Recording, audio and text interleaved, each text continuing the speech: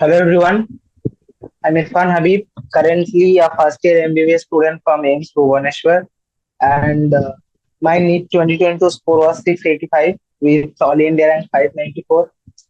For this session, I'll be a mentor.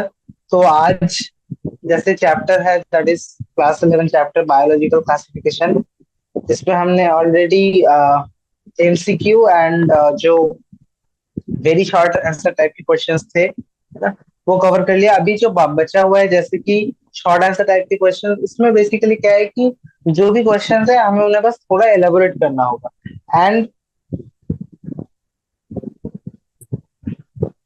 उसके साथ क्या है कि फिर हम लॉन्ग आंसर टाइप के क्वेश्चन करेंगे जिसमें हमें ना क्या ऐसे टाइप के क्वेश्चन डिस्कस करना होगा, लाइक कि कुछ चीजें होंगे जिन्हें आपको डिटेल में एक्सप्लेन करना होगा, है ना।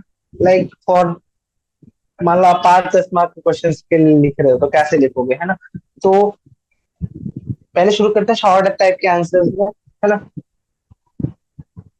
पहला क्वेश्चन है, diatoms are called as pearls of ocean, why, what is, and the next question is what is diatom shell. इस क्वेश्चन के दो पार्ट्स हैं। फर्स्ट इज कि डायटम्स को हम पर्ल्स ऑफ ओशियन क्यों कहते हैं एंड उसके साथ डायटम के साथ क्या है, ठीक है। तो अगर आपको बताऊं, जैसे हमने 5 किंगडम क्लासिफिकेशन पढ़ा, उसमें जो किंगडम था protista kingdom, right. Protista kingdom में पहला हमने पढ़ा, है ना, उसमें भी कुछ क्लासेस थे। तो first class diatoms. Now this diatoms, they are called as phytoplanktons. अब इस टर्म को अगर आप डिवाइड करो, प्लैंक्टन मतलब जो जो मूव नहीं कर सकते, तो they can't move, okay. And phytoplankton means they are plants, okay. जैसे क्या होता है ना कि एक ओशियन में, अगर आप ओशियन का एक इकोसिस्टम मानो, तो उस इकोसिस्टम में क्या होता है कि कुछ होंगे जो फूड प्रोड्यूस करेंगे, right. Then there will be some produce, they are called producers, and इस प्रोड्यूसर को कुछ लोग कंज्यूम करेंगे, तो देयर विल बी कंज्यूमर्स, है ना। प्राइमरी कंज्यूमर होंगे, सेकेंडरी कंज्यूमर होगा, है ना। जैसे तो इन केस ऑफ सी मतलब वाटर के जो इकोसिस्टम होता है, यहाँ पर जनरली प्रोड्यूसर कौन होते हैं, ये फाइटोप्लैंक्टन्स। इनको कंज्यूम कौन कर रहा है, फिर जू प्लैंक्टन, फिर स्मॉल फिशेस, है ना, फिर ऐसे big fishes, like that only. तो जो डायटोम वाला क्लास है, इस ये generally they are called phytoplankton. And why they are also called as parts of ocean, क्योंकि क्या है ना कि ओशियन में अगर आप ध्यान से देखो तो प्रोड्यूसर कौन हो रहा है, यही डायनोफ्लाग सॉरी डायटोम्स या फाइटोप्लैंक्टन। तो ड्यू टू दिस रीजन और ऑल्सो क्योंकि इनमें ना सिलिका होता है, इनका अगर आप बॉडी सेल स्ट्रक्चर देखोगे तो इनमें क्या होता है, इनके जो outer structure that is made up of silica. अब सिलिका से बना हुआ है तो there can be various architectures possible. अब आर्किटेक्चर पॉसिबल है एंड उसके साथ साथ ये प्रोड्यूसर्स है। Due to both of this reason these are called as parts of ocean, ठीक है। तो पहला क्वेश्चन का आंसर हो गया। अगर आप हमें लिखना होगा तो हम कैसे लिखते हैं इसमें, जैसे ऐड कर लेते हैं पेज। हम लिखेंगे ऐसे कि diatoms, okay, this are class of the kingdom protista, they are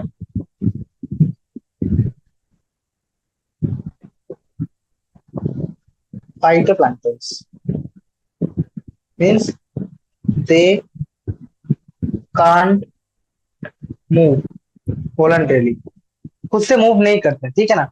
they can move via water currents. अब पानी के साथ ही बह सकते, ठीक है, लेकिन खुद से मूव नहीं कर सकते। And there also that they are also the chief producer of ocean, ठीक है। Their outer boundary is made up of silica. That's why various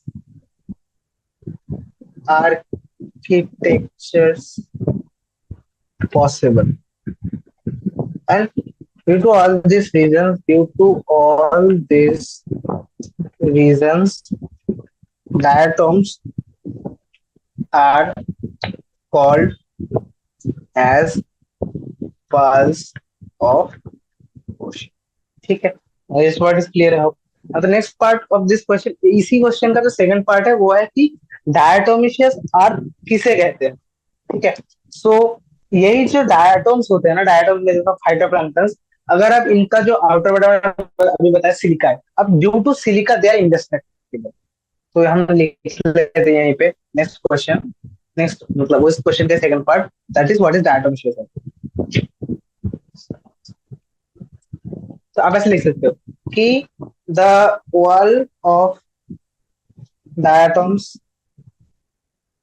body wall of diatoms are made up of silica which is indestructible. मतलब आसानी से ये टूटते नहीं. ठीक है, बहुत ही हार्ड होते हैं. अब because due to they are indestructible, so when diatoms die, जब डायटोम्स मर जाते होंगे ना, तो क्या होता है कि ये जो इनका बॉडी वाले, तो अब डायटोम्स क्या रहते हैं, ये सी है मान लो. अब यहाँ पर डायटोम्स ऐसे टैग रहते हैं. ठीक है, अब जब ये मर गए तो ये क्या होंगे, सब सब यहाँ पर एक्यूमुलेट हो जाएंगे, right. This will accumulate like this. अब ऐसे एक्यूमुलेट होते होते होते होते, क्योंकि इंडेस्ट्रक्टिबल है, तो एक कैसा सॉलिड लेयर बन जाएगा ना ओशियन के एकदम नीचे बॉटम में. तो diatoms die, they will settle down, they will settle down, settle down in the bottom. They will settle down in the bottom. Okay. And this layer of diatoms are called as diatomaceous.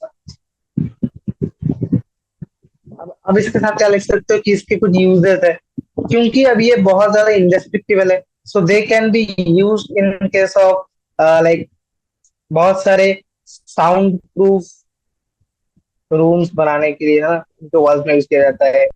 Then cough syrup वगैरह, making of syrup, syrup है ना, syrup making and बोतल cleaning. ठीक है, shoe polish, इन सब में use किया जाता है. ठीक है, so that's all about diatomaceous earth. Now the next question is about कि there is a myth that immediately after heavy rains in the forest, mushrooms appear in large number and make a very large ring or circle, which may be several meters in diameter. They are called as fairy rings. Can you explain the myth of fairy rings in biological terms? मतलब क्या होता है कि जब बारिश होता है ना, तो एक कहावत है कि जो फॉरेस्ट होते हैं वहां पर, अगर वहां पर बहुत ज्यादा बारिश होता है ना, तो मशरूम चारों जगह आ जाते हैं और वो एकदम खिलने लगते थे हर जगह. तो रिंग टाइप के फॉर्म होते हैं, बहुत बड़े बड़े रिंग्स, तो उन्हें फेयरी रिंग्स कहते हैं. तो आप इसका बायोलॉजिकल रीजन बताओ. ये तो हम कहानी बोल रहे हैं कि हाँ यार बारिश होता है तो निकलते हैं ये लोग, तो what is the main reason. अब रीजन आप ऐसे लिख सकते हो कि मशरूम जो है ना, मशरूम क्या है बताओ. Mushroom is the, it's a type of, मतलब ये एक ऑर्गेनिज्म है ग्रुप किंगडम फंगस के, राइट. तो अब जब यहाँ बहुत ज्यादा बारिश होता है ना, तो क्या होता है due to heavy rains. Okay, due to heavy rains क्या होता है कि ये लोग ऐसे आर्च टाइप के बनाते हैं, ऐसे आर्च टाइप के बनाते हैं, ऐसे आर्च टाइप के, या फिर कभी कभी ऐसे रिंग टाइप के. मान लो बहुत बारिश होता है, पहले ऐसे ऐसे ग्रो कर रहे हैं सब जगह, ऐसे ऐसे ग्रो करते हैं, ऐसे ऐसे ग्रो करते हैं, तो आर्च टाइप का बनता है. या फिर कभी कभी ये लोग ऐसे सेवरल, मतलब बहुत बड़े बड़े डायमीटर के एक साथ ऐसे ग्रो करेंगे, तो हम कैसे देखने का लगेगा, रिंग टाइप का लग रहा है ना. तो दिस इज, तो आप इसे ऐसे एक्सप्लेन कर सकते हो कि मशरूम, आप ऐसे लिख सकते हो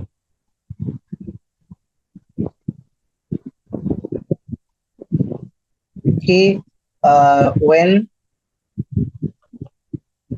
there is a heavy rain, जब बहुत ही हेवी रेन होता है, तो मशरूम अट्रेगरिकस, है ना। They grow in the form of arch और rings that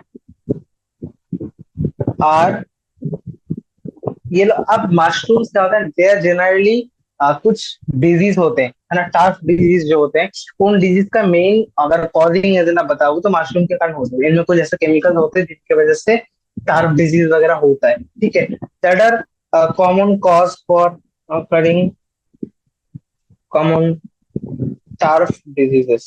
That's why these rings are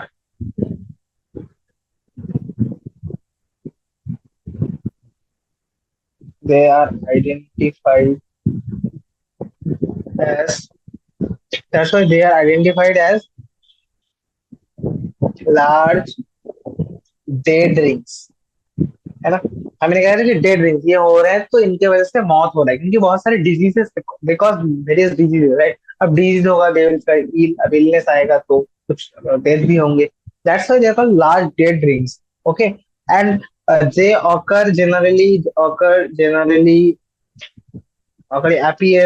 appear generally during spring and summer season and called as fairy rings, ठीक है। चलो, this is all about this myth. ये जो myth है इसका ये रहा बायोलॉजिकल एक्सप्लेनेशन, ठीक है। नेक्स्ट क्वेश्चन है, न्यूरोस्पोरा जो कि एक एस्कोमाइसिटिस है, has been used as a biological tool to understand the mechanism of plant genetics, much in the same way as Drosophila has been used to study animal genetics. What makes neuro- Neurospora so important as a genetic tool? Neurospora में ऐसा क्या है कि इसको हम genetic tool की तरह use कर रहे हैं, है ना। जैसे कि आपको अगर पता है कि जेनेटिक्स जो एक बायोलॉजी का एक जो ब्रांच है जेनेटिक्स, जिसमें जनरली हम डिस्क्राइब करते हैं कि कैसे एक जनरेशन से दूसरे जनरेशन में इंफॉर्मेशन, कौन सा information, the information that are stored, है ना, that are stored in the form of DNA, है ना। डीएनए के फॉर्म में जो इन्फॉर्मेशन स्टोर्ड है वो कैसे एक जनरेशन से दूसरे जनरेशन पास हो रहा है, तो उसको अंडरस्टैंडिंग एंड बेटर अंडरस्टैंडिंग के लिए फॉर एनिमल्स, एनिमल्स, है ना। प्लांट्स के लिए आपको ऑलरेडी पता है कि मेंडल ने यूज किया था पी को, राइट। वैसे ही एनिमल्स के लिए यूज किया गया मोस्ट कॉमनली ड्रोसोफिला। तो ऐसा क्यों है कि हम प्लांट जेनेटिक्स को समझने के लिए न्यूरोस्पोरा को यूज कर रहे हैं जैसे ड्रोसोफिला को यूज किया गया था। इन दैट्स व्हाई समटाइम्स, है ना, हम न्यूरोस्पोरा को प्लांट ड्रोसोफिला भी कहते हैं। मतलब प्लांट ऐसे भी कह सकते हैं कि this is the Drosophila of plant kingdom, कभी कभी कहा जाता है ड्रोसोफिला ऑफ प्लांट किंगडम। अब इसमें ऐसा कुछ स्पेशल फीचर होगा ना जिसकी वजह से हम बोल रहे हैं कि हाँ ये जेनेटिक टूल के लिए हम इसको यूज कर सकते हैं। तो ऐसा क्या है रीजन? द रीजन इज, देखो, जेनेटिक टूल होने के लिए अगर आपको मेंडल ने क्यों पी प्लांट को चूज किया था आपको अगर याद है, तो जो ऐसे ही सेम रीजन है इसका भी, Neurospora as a genetic tool. तो reason why, first reason is they can grow very fast, so fastest growing in vitro, बहुत जल्दी जल्दी ग्रो करते हैं ये लोग। अब बहुत जल्दी जल्दी ग्रो करेगा तो ज्यादा से ज्यादा ऑफस्प्रिंग हमें मिलेंगे लेस टाइम में, and we can study more, है ना। Next is they can grow in minimal media, अगर बहुत कम भी मीडिया में, मिनिमल मीडिया में भी ये लोग ग्रो कर जाते हैं। उतना ज्यादा hi fi nutrition, hi fi मतलब एनरिचमेंट नहीं चाहिए, है ना।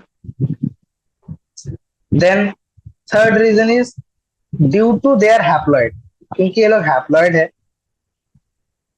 तो अगर आप मान लो अगर हैप्लॉइड है तो एक ही क्रोमोसोम है, तो इसमें डोमिनेंट या रिसेसिव वाला कोई चांस तो आएगा ही नहीं, क्योंकि या तो कैपिटल टी होगा या स्मॉल टी। आप मुझे बताओ, अब जब दोनों एक साथ रहते हैं तो डोमिनेंस की चांस आता है कि हाँ वेदर इट कैन डोमिनेट और तो मेरे को ये टॉल दिख रहा है। अब अगर ये हैप्लॉइड होगा तो इधर it will show the dominant और रिसेसिव,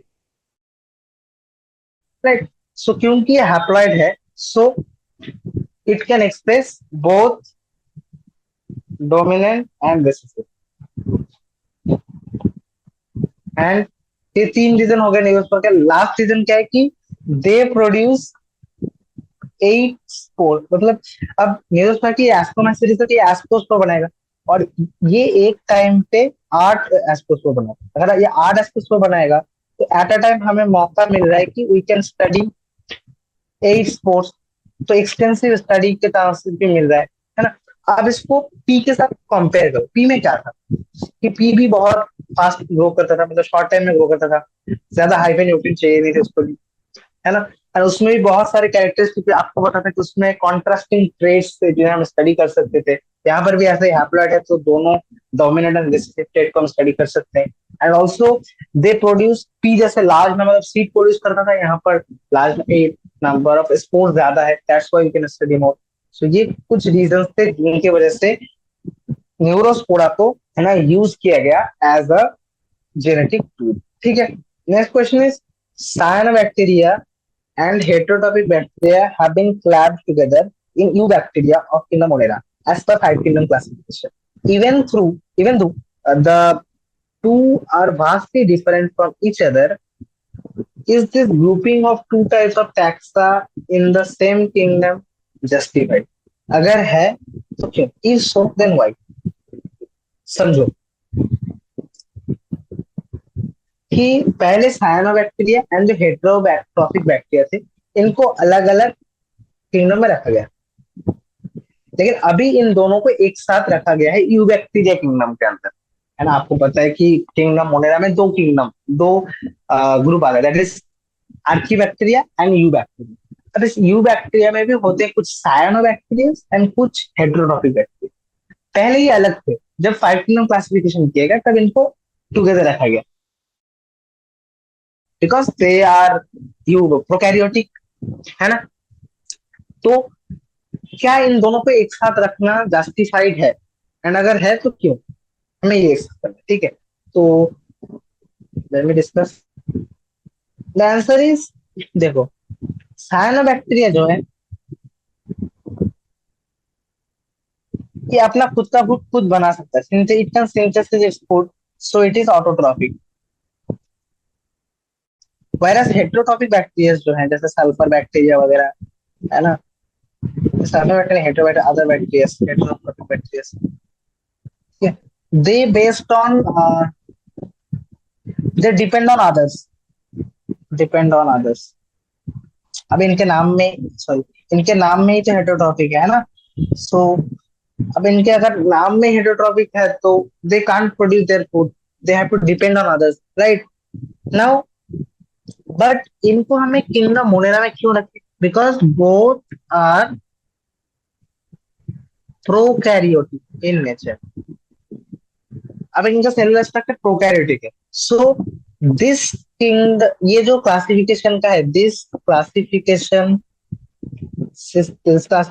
इज जस्टिफाइड, ये जस्टिफाइड है अगर मैं बोलूं अकॉर्डिंग टू सेलुलर स्ट्रक्चर के बेसिस पे जस्टिफाइड है, but it is not justified according to food behaviour, ठीक है, या फिर न्यूट्रिशन, ठीक है। सो ये रहा इसका जस्टिफिकेशन, ओके।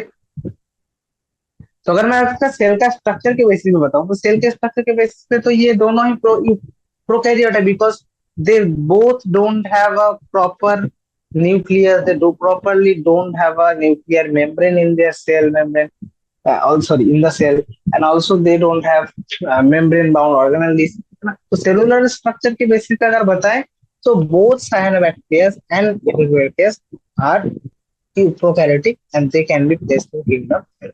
So ये सेलुलर स्ट्रक्चर के अकॉर्डिंग जस्टिफाइड, ठीक है।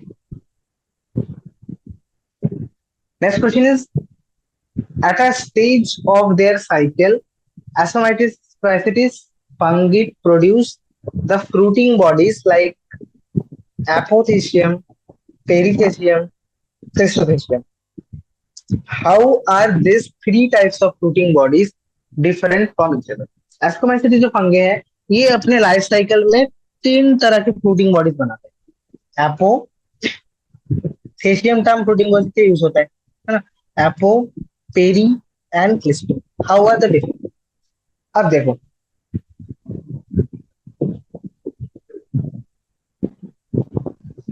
क्लिस्टो टर्म आपने पहले भी पढ़ा होगा, अगर आपने क्लास 12 का चैप्टर पढ़ा है फ्लावर, तो वहां पर क्लिस्टो क्या होता था, जहां पर फ्लावर क्लोज होते थे, राइट। सो यहाँ पर भी तीन है, हम तीन को डिस्कस करते हैं differently. There is apo, peri and cleisto, right. These are fruiting bodies of kingdom, sorry, of phylum Ascomyces. तो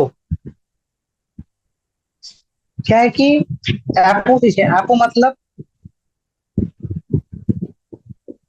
ऐप, आप इसका ऐसा करते एपो कैप, ऐसे याद रखते कि ऐप कैप है ना। तो ये कुछ काप शेप के होते हैं, ठीक है। They are cup shape and they are open, open fruiting bodies. Peri, peri कैसे होते हैं, ये होते हैं फ्लास्क शेप के, दे आर फ्लास्क शेप।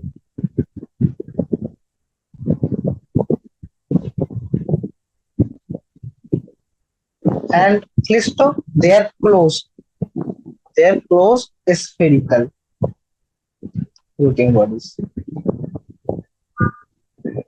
अब ये जो पेरियन होता है ना, पेरिफिशियन, इसमें एक ओपनिंग लीड है, जैसे ये फ्लास्क टाइप का है, इसमें फ्लास्क टाइप का है ना, और इसमें ओपनिंग है, उसको हम कहते हैं ostiole. There is opening lid, ostiole is the opening lid.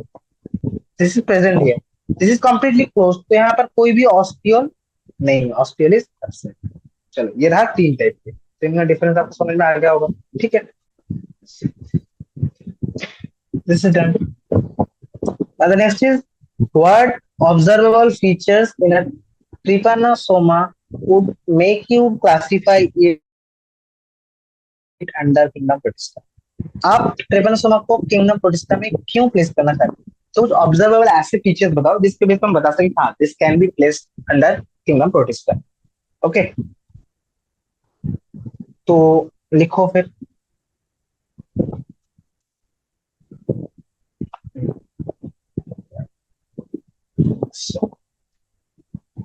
This is a very pathogenic है ना, it can cause sleeping sickness, आपको अगर पता है, ठीक है। तो जनरली जो ऑब्जर्वेबल फीचर्स है जिनके बेसिस पे हम इनको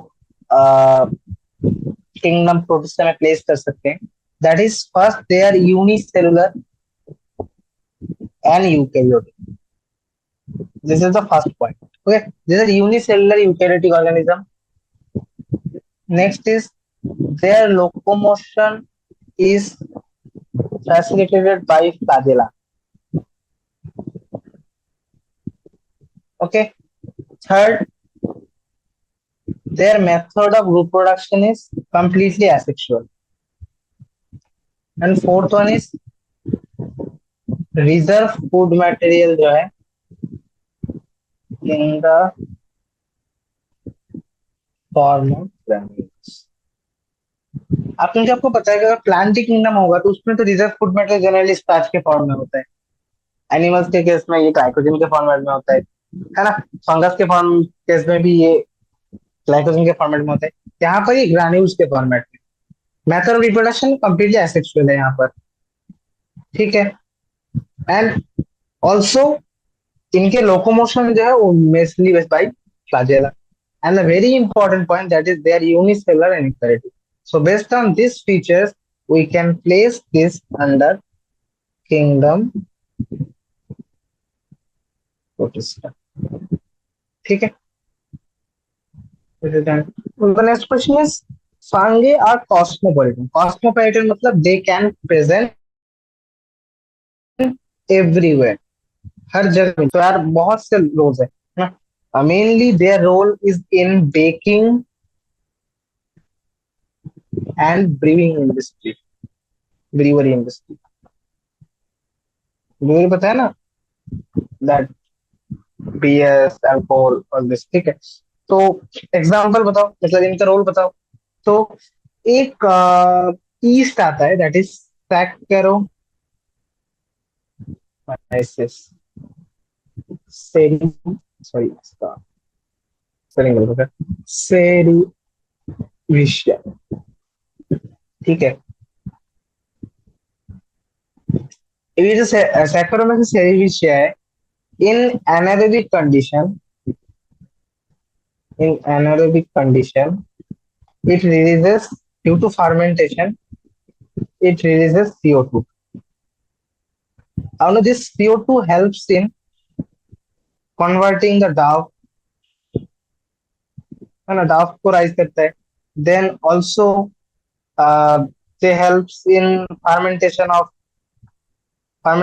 of the जो भी आपका रॉ मटेरियल है, इन सारे चीजों को अल्कोहल वगैरह में कन्वर्ट करता है फर्मेंटेशन वजह से। So this is the main role of this in the brewing and bakery industry, and as well as some fungus can be used as biological control agent। अब जब ये बायोलॉजिकल बायोटेक्नोलॉजी एप्लीकेशन पर होगा वहां पर आ जाएगा ये, ठीक है। तो बायोलॉजिकल कंट्रोल एजेंट्स के फॉर्मेट में भी यूज कर सकते हैं मैंने, है ना। जैसे ट्राइकोडर्मा नाम करके एक फंगस आता है, ये क्या करता है, जो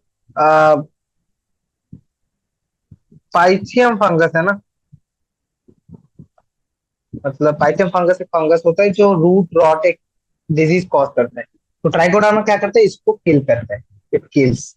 सो that's how it can help in biological control agents. Also this can use as a genetic tool, जैसे न्यूरोस्पोर आ गया, ठीक है। This are some of the special role of fungus in human, ठीक है, लाइफ। चलो ये हो गया। Now long answer type questions, long answer type question में हमें थोड़ा यही सब चीजें थी, इन्हें और थोड़ा एलाबोरेट करके डिस्कस करना है, ठीक है। जैसे पहला क्वेश्चन है कि एल्गी जो है, they are known to reproduce asexually by variety of spores, इनमें बहुत सारे स्पोर्स आते हैं अंडर डिफरेंट एनवायरमेंटल कंडीशंस। तो ऐसे ही कुछ स्पोर्स के नाम बताओ एंड कौन से कंडीशन में वो प्रोड्यूस होते हैं वो बताओ, ठीक है। चलो चलो फिर देखते हैं एल्गी कौन से किंगडम में आता है, ये किंगडम प्लांटी, राइट, ठीक है। तो अब बोला गया है कि ये जनरली एसेक्सुअली स्पोर के थ्रू रिप्रोड्यूस करता है, it reproduce asexually by spores. आपको इन स्पोर्ट्स के नाम बताना है एंड कौन से कंडीशन में वो स्पोर्ट प्रोड्यूस होता है उसका, ठीक है। तो पहला जो है वो है दैट इज जूस स्पोर, ठीक है, जूस स्पोर। इसके कैरेक्टरिस्टिक फीचर बताओ। Juice spore is thin walled and it is motile, means it has flagella, right?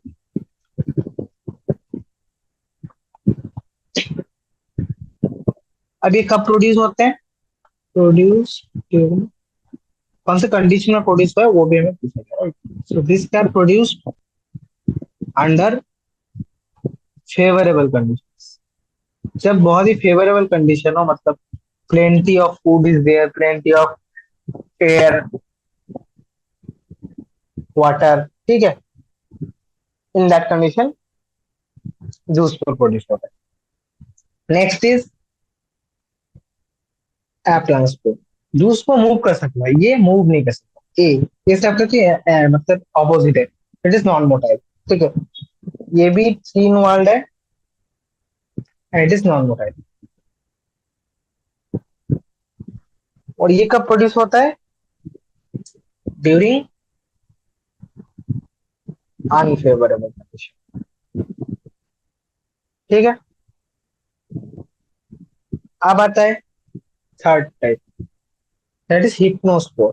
This is, ये होते हैं thick walled and they also produce under unfavourable condition, देखते हैं unfavourable.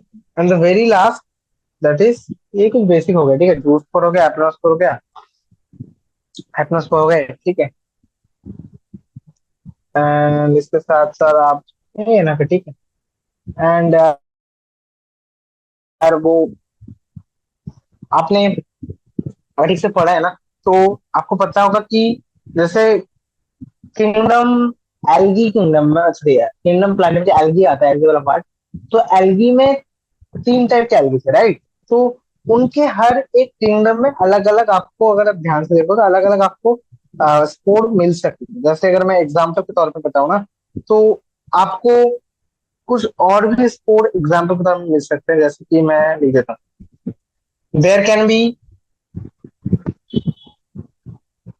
Spore, एनाइज है ना। लेकिन वो सब क्या है ना, कि वो बेसिकली सेक्सुअल रिप्रोड्यूस करते हैं। हमारा जो क्वेश्चन है, आवर क्वेश्चन इज अबाउट कि एसेक्सुअल रिप्रोडक्शन होता है जो जो स्पोर्ट्स है, आपको उन्हें नाम बताना। तो उनमें हमारा जूस्पोर आ गया, एप्लानोस्पोर हो गया, हिप्नोस्पोर हो गया, ठीक है। एंड इनके हमने कैरेक्टरिस्टिक भी देख लिया, कौन सा कंडीशन में they produce, that's we have discuss, ठीक है। चलो, now the next question is, apart from chlorophyll, algae have several other pigments. कौन कौन से किंगडम, कौन कौन से pigment, what pigments are found in blue, green, red and brown algae that are responsible for their characteristic color? Box में हम क्या करेंगे ना, हम कौन सा एल्गी के क्लास लिख रहे हैं वो एक टाइप लिख लेते हैं, ठीक है। हम उसका कॉमन नेम भी लिख लेते हैं, कॉमन नेम। उसका जो मेजर पिगमेंट वो क्या है, एंड वो कौन सा कलर इम्पॉर्ट है, ठीक है।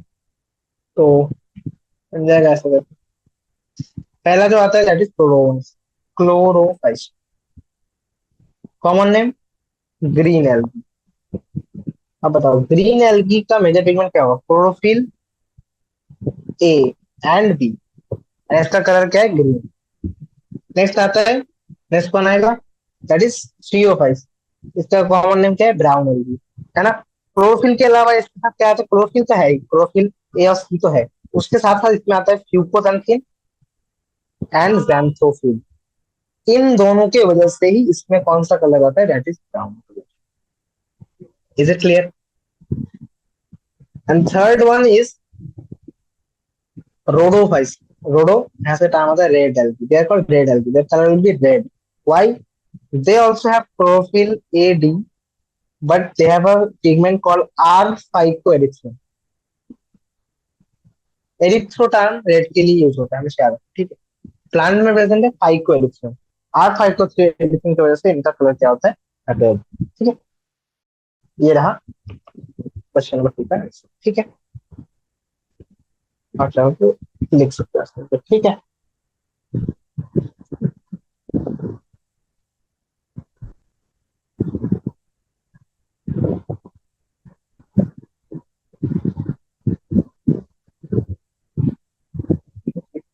Okay. Yes, no time. Next question. Make a list of algae and fungi that have commercial value as source of food, chemicals, medicines and products. कुछ ऐसे algae and fungus के नाम बताओ जो कॉमर्शियल, जिनका वैल्यू है, मतलब जिनको हम बेच के पैसा इनकम कर सकते हैं, this basically commercial value, okay. As food, food के तरह यूज किया जाता है कुछ को यूज किया जाता है as chemicals, some are used as medicine, some are used as products also, ठीक है। तो इसमें भी बेटर होगा दैट वी मेक का चार्ट, है ना, चार्ट बना के ज्यादा याद है, ठीक है। तो देखो पहले टाइप्स ऑफ, पहले एल्गी लिख लेते हैं फिर फंगस लेंगे, ठीक है। एल्गी के लिए, एल्गी में देयर टाइप, टाइप हम कैसे यूज कर रहे हैं उसको, ठीक है। And their disc, okay. First is agar. This is derived from Glaciolaria and Gelidium. And इसको हम कहाँ यूज करते हैं, use in laboratories as a culture medium, culture medium की तरह हम यूज कर सकते हैं लैब में, अगर हो गया।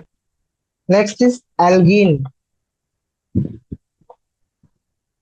एल्गिन कहाँ से हमें मिलता है? This are derived from brown algae, and उसके साथ carrageenan, this are derived from red algae. इन दोनों को हम यूज करते हैं एज फूड।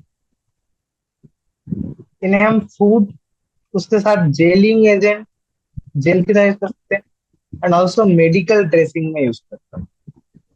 ठीक है, यार ये कुछ चीजें हैं ना जो आपको थोड़े बहुत याद करना होंगे। ठीक है, बस मैं आपको तरीका बता रहा हूँ कैसे करके आप जल्दी याद कर सकते हो। ठीक है, अगर अगर हो गया, एल्गिन केराटिन हो गए, then they can use as biofuels,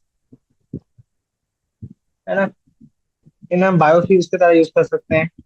then they can use as fertiliser, क्योंकि they can increase the nitrogen enrichment, they can increase the enrichment of soil, thus increasing the productivity। ठीक है, fertilisers हो गए। Then food, food में आएगा जो नाम वो है LPS, लेमिनरिया, लेमिनरिया, पोरफाइरा एंड सार्गासम। ठीक है, they used as food items में यूज किया जाता है। और उसके साथ the most commonly that is SCP, single cell protein. They are rich in proteins from derived from health. ठीक है, ये रहा कुछ एग्जांपल। एक हो गया अगर अगर, एल्गिन केराटिन, बायोफ्यूल्स। इनमें अभी भी एक्सपेरिमेंट चल रहा है फुल्ली, अभी तक इनके हमने, वी कैन नॉट लाइक, हम अभी तक 100% यूज नहीं कर पा रहे, but experiment is going on and we are using algae as biofuels. Then fertilisers are there, है ना, bio fertilisers, food, laminaria, porphyra, sargassum and single cell protein. ठीक है, चलो, ये हो गया एल्गी। अब हमें फंगस भी डिस्कस करना है, राइट? तो एज फंगी, अगर बताओ फंगी एज कॉमर्शियल प्रोडक्ट्स, तो आप इन्हें यूज कर सकते हो as medicine, bio controlling agents, and food की तरह तो हम इन्हें यूज नहीं कर सकते, but this can use in food making, है ना। जैसे बेकिंग इंडस्ट्री में हम यूज कर सकते हैं सैक्रोमाइसिस सेरेविसी को। ठीक है, बायो कंट्रोलिंग एजेंट्स के लिए ट्राइकोडर्मा यूज किया जाता है। वो कुछ ऐसे पैथोजन है जो रूट रॉट डिजीज करते हैं ना, उनको मार देता है। ठीक है, देन मेडिसिन की तरह क्या कर सकते हैं, they can use as, they form various antibiotics. Example is, best example is here penicillin. और भी, और भी बहुत सारे एंटीबायोटिक्स जो फंगस से डिराइव होते हैं, उन्हें हम कमर्शियली यूज कर सकते हैं। ठीक है, ऑन फूड बैंकिंग में मैंने सैक्रोमाइसिस सेरेविसी का नाम बताया। उसके साथ आप लिख सकते हो, राइपेनिंग ऑफ चीज में भी यूज किया जाता है। आपको पता है एक कुछ टाइप के फंगस आते हैं जो राइपेनिंग ऑफ चीज में हेल्प करते हैं आपको। ठीक है, देन फूड की तरह भी हम कुछ को, मशरूम आप खाते हो ना, मशरूम फूड की तरह, तो mushroom like agaricus, this is used as foods. कुछ होते हैं जो टॉक्सिक नहीं होते, सबके साथ को नहीं खा सकते, सारे के सारे नहीं, कुछ होते हैं जो ईटेबल है, जो जिनमें टॉक्सिक कम होता है ना, उनको हम यूज कर सकते हैं, तो नॉन टॉक्सिक। ऐसे एगारिकस, मशरूम वगैरह आप खाते हो ना, वही हो गया। ये रहे एल्गी एंड फंगस की कुछ commercial use. Next question is, peat is an important source of domestic fuel in several countries. How is peat formed in nature? Nature में पीट कैसे बनता है? पीट आपने देखा ना, पीट, पीट हम यूज करते हैं फ्यूल की तरह, है ना। पीट का क्या बर्निंग है, तो बर्निंग से जो एनर्जी यूज होता है उसे यूज किया जाता है। तो पीट कैसे बनता है? नेचर में पीट का एक बनने का प्रोसेस है। What is the main process by which पीट इज फॉर्म्ड? सो पीट है क्या, पहले पीट is nothing but it's the accumulation of partially decomposed or decayed organic matters, है ना। तो मैं बोल सकता हूँ कि हीट क्या है? It's the accumulation of partially decomposed or decayed veg or organic matters by the action of microbes. अब ये बनते कैसे? Now what is the method of their formation? So peat is generally like, जैसे जो wetlands वगैरह होते हैं, in the wetlands this organic matters, ये जो ऑर्गेनिक मैटर्स है, ठीक है, ये कंप्लीटली डिकम्पोज नहीं होंगे अगर यहाँ पर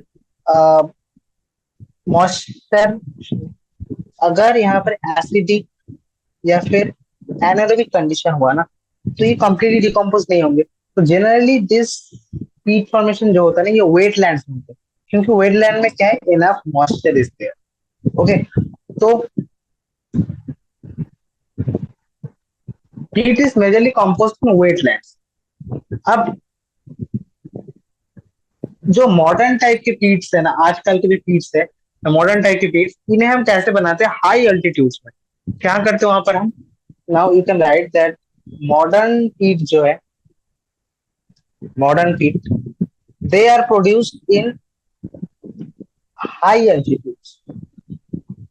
हाई अल्टीट्यूड में हम इन्हें प्रोड्यूस करते हैं, कैसे करके ना, जो ग्लाशियर है ना, ग्लाशियर जो है, ग्लाशियर को रिट्रीट करके at the end of last ice age, ice age के एकदम लास्ट में जाके इसको अगर रिट्रीट किया जाए ग्लाशियर को, तो ऐसे करके हम मॉडर्न पीट बना सकते हैं।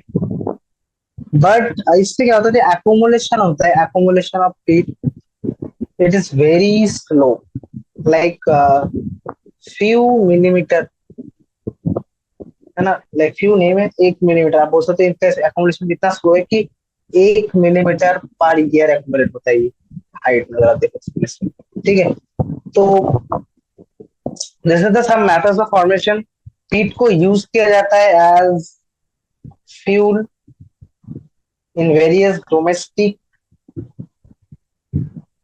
एंड कॉमर्शियल यूजेस, ठीक है। मेरा पीट का कुछ कहानी, तो आप इसको लाइक फॉर्मेशन में मैंने तो उतना नहीं बताया, लेकिन आप ऐसा समझ सकते हो कि जो भी ऑर्गेनिक मैटर या फिर वेज वेज वगैरह वेजिटेरियंस है ना, उन्हें क्या किया जाता है कि जैसे मान लो वेजिटेशन जो है, घास फूस वगैरह, ठीक है, इनको अगर आप एसिडिक या एनारोबिक कंडीशन में रख दोगे तो ये कंप्लीटली डिकम्पोज नहीं होंगे। अब वहां पर अगर थोड़ा बहुत मॉइस्चर मिल जाए, जैसे वेटलैंड वगैरह एरियाज जो है, तो उनके प्रेजेंस में उनका अच्छे खासे पार्शियल डिकम्पोज होता है एंड वो बनाते हैं पीट, ठीक है। अब मॉडर्न पीट कैसे बनता है, वो मैंने बताया कि हाई अल्टीट्यूड में ग्लेशियर को जब रीहीट किया जाता है तो पीट मिलता है, ठीक है।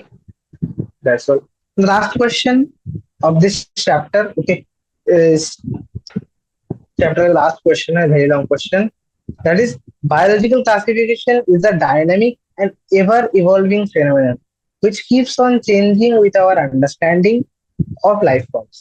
Justify the statement. बोला गया कि बायोलॉजिकल क्लासिफिकेशन जो है ये बदलते जा रहा है। ऐसा नहीं कि एक जो बायोलॉजी क्लासिफिकेशन कर रखे गए वो फिक्स हो गया। पहले आया था 2 किंगडम क्लासिफिकेशन, फिर उससे चेंजेस आए, 3 किंगडम, 4 किंगडम, 5 किंगडम क्लासिफिकेशन अभी चल रहा है। एंड उसके साथ साथ 6 kingdom, 5 kingdom classification is popular, but 6 kingdom classification is also there. So classification ऐसा नहीं कि आप बोल सकते कि चेंज नहीं हो सकता, जितना हमारा अंडरस्टैंडिंग लेवल बदलेगा। जैसे हमने पहले सोचा कि किसके पास सेल वाले किसके पास नहीं है, उसके बेसिस पे हमने प्लान एनिमल डिवाइड किया, फिर हमने देखा नहीं सिर्फ सेल वाल मैटर नहीं करता, उसके साथ देखो कौन यूनिसेलुलर है, उनको हमने रखा प्रोटिस्टा किंगडम के अंदर, कौन प्रोकैरियोट्स है उनको हमने रखा मोनेला किंगडम के अंदर, ठीक है। सो बेस्ड ऑन जितना ज्यादा हमारा अंडरस्टैंडिंग लेवल चेंज हुआ है, उतना ज्यादा बायोलॉजिकल क्लासिफिकेशन के कैरेक्टरिस्टिक चेंज हुआ है, राइट। तो आप इसको अगर जस्टिफाई करना है तो आप कैसे बता सकते हो? देखो आप ऐसे लिखो कि पहले the biological classification is dynamic, biological classification is dynamic and ever evolving phenomenon. इसमें कोई डाउट तो नहीं है हमें, क्योंकि अगर आप इनिशियली देखो क्योंकि which keeps on changing, ये वाला line which keeps on changing by understanding of life, जितना ज्यादा लाइफ फॉर्म्स को समझ में है उतना ज्यादा हमारा क्लासिफिकेशन चेंज होगा। जैसे एग्जांपल में तो मैं बता सकते इनिशियली इनिशियली क्या था कि there are two kingdoms basically, all the organisms are classified in two kingdoms, that are plant and animals, and it was based on morphological features. फिर उससे पहले अगर टू किंगडम लीनियस से भी पहले बताऊं तो आप ऐसे लिखते कि इनिशियली था बहुत पहले, है ना, बहुत पहले एरिस्टोटल वगैरह उन्होंने क्या किया था, पहले classification was done based on morphology use. पहले हमने मॉर्फोलॉजी के टर्म में नहीं, सबसे पहले तो यूज के टर्म में आता है, किसको हम हैबिट्स के लिए, हैबिटेट के लिए यूज कर सकते हैं, किसको हम शेल्टर के लिए यूज कर सकते हैं, किसको शेल्टर के लिए यूज कर रहे हैं, किसको हम फूड के लिए यूज कर रहे हैं, ये सब पहले पहले क्लासिफिकेशन की बेसिस पे यूज। फिर हमारा क्लासिफिकेशन का बेसिस क्या हो गया, दैट इज मॉर्फोलॉजी। मॉर्फोलॉजी के बेसिस पे हमने किया herbs, shrubs and tree, and animals को हमने किया इनाइमा, एनाइमा, किसके पास ब्लड है, किसके पास रेड ब्लड है, किसके पास रेड ब्लड नहीं है। फिर मॉर्फोलॉजी के साथ साथ आया सेल स्ट्रक्चर, तो वहां पर लीनियस ने दो किंगडम दिया, plant and animal. Finally Robert Whittaker ने क्या किया, व्हिटेकर ने क्या किया, उन्होंने बहुत सारे चीजें, सेल स्ट्रक्चर, न्यूट्रिशन, है ना, देन उसके साथ साथ उनके लोकोमोशन वगैरह, इन सारी चीजों को एक्यूमुलेट करके उन्होंने क्या किया, 5 किंगडम क्लासिफिकेशन दिया, जो हमने अभी डिस्क्राइब किया। Is the most popular 5 kingdom classification. But आगे और भी आगे 6 किंगडम क्लासिफिकेशन वगैरह इट्स नाउ गोइंग ऑन। तो इससे ये तो प्रूफ हो गया कि हाँ इट इज एवर चेंजिंग, ये चेंज होता रहेगा। अब ऐसे दो एग्जांपल बताओ कि जिसके बेस पे हम बता सके क्या ये चेंज हो रहा है। तो एग्जांपल तो आप ये ले सकते हो कि, आप लिख सकते हो कि इसमें क्या हुआ ना कि पहले हमने साइनोबैक्टीरिया या फिर ब्लू ग्रीन एल्गी जो थे, इनको हमने प्लांट किंगडम के अंदर रखा, लेकिन अभी ये कहां पर है, मोनेला किंगडम के अंदर। क्यों? क्योंकि पहले हमने देखा था कि they are food, they are autotrophic, they are cell wall, इनके बेसिस पे हमने बताया था कि हाँ इस प्लांट किंगडम को फॉलो कर रहे हैं। पर जब हमने इसका सेल स्ट्रक्चर देखा तो हमने देखा कि ये प्रोकैरियोट भी है, तो उसके बेसिस पे हमने क्या किया, इसको फिर मोनेला किंगडम पे रिप्लेस किया। ऐसे एक और एग्जांपल अगर मैं बताऊं तो एक और एग्जांपल आप देखो कि एमीबा, जो कंप्लीटली एनिमल के स्ट्रक्चर को फॉलो करता है, एमीबा, यूग्लिनॉइड जो एकदम प्लांट के स्ट्रक्चर को फॉलो करता है, या फिर स्लाइम मोल्ड जो एकदम फंगस के किंगडम की क्लास मतलब स्ट्रक्चर को, कैरेक्टरिस्टिक को फॉलो करता है। But because they are unicellular, क्योंकि यूनिसेलुलर है एंड यूकैरियोट है, तो हमने इन सारे के सारे को कहाँ प्लेस किया, दैट इज प्रोटिस्ट। क्यों? क्योंकि हमारा जो क्लासिफिकेशन का बेसिस था that was whether it is unicellular और multicellular, whether the cell is eukaryote और प्रोकैरियोट। तो हमारा अंडरस्टैंडिंग लेवल चेंज हुआ है, उसके बेसिस पे हमने देखो ऑर्गेनिज्म सेम है बट उनका प्लेस कहाँ हम प्लेस कर रहे हैं वो चेंज हुआ है। ठीक है, so that is some examples. जैसे अभी 6 किंगडम जो क्लासिफिकेशन आ रहा है, 6 किंगडम क्लासिफिकेशन, उसमें 3 डोमेन आएगा, that is you bacteria, sorry archaebacteria, you bacteria and eukaryotes. ठीक है, so these are some of the justification of that the biological classification is dynamic and it's evolvable. ठीक है, that's all about this chapter. बाकी इस chapter में थोड़े बहुत आप कुछ चीजें याद करने होंगे, जैसे फंगस के जितने भी फाइलम्स है उनमें क्या सिमिलरिटीज है, क्या डिफरेंसेस है ना। एंड मोस्ट कॉमनली जो एमसीक्यू क्वेश्चन आंसर बनते हैं वो वायरस, थायराइड, लाइकेन वगैरह से आने के चांसेस होते हैं। ठीक है, that's all about this chapter. Thank you, thank you everyone for attending the session and all the best for your preparation. ठीक है, पढ़ाई करते रहे।